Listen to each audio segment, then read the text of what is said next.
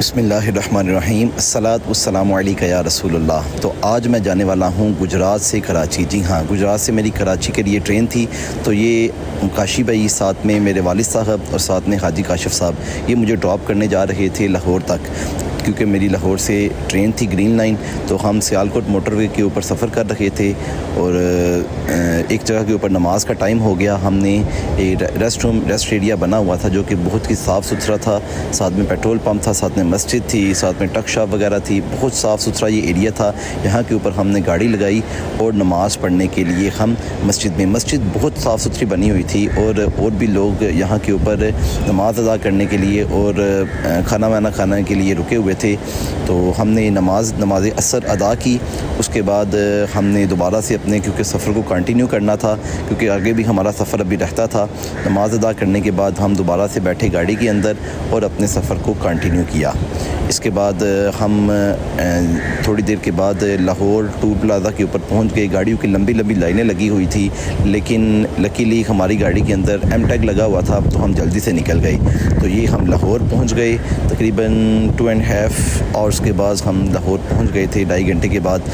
तो लाहौर में हम गए, सबसे पहले दाता हुजूर की बारगाह में हाज़िरी दे के जाने का हमारा प्लान था।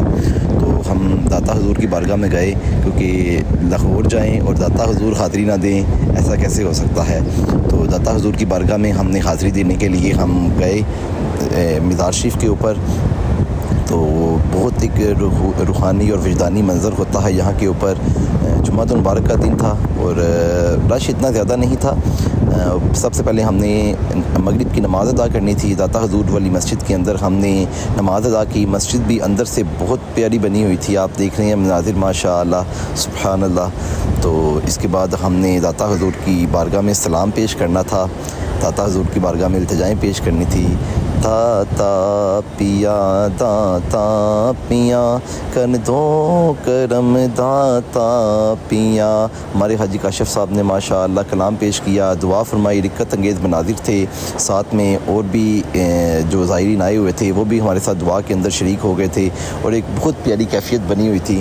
दाता हुजूर एक शख्सियत की ऐसी हैं। उसके बाद हमारी चूँकि ट्रेन का टाइम होने वाला था, तो हम रेलवे स्टेशन के ऊपर चले गए। 8:40 के ऊपर हमारी ट्रेन का टाइम था। तो ग्रीन लाइन हमारी ट्रेन थी। इसको बोगी को तलाश करना शुरू किया।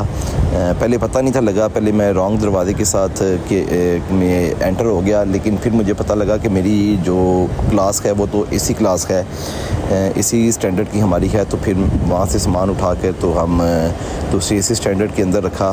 तो ये सारे मुसाफिर वेट कर रखे थे, क्योंकि ट्रेन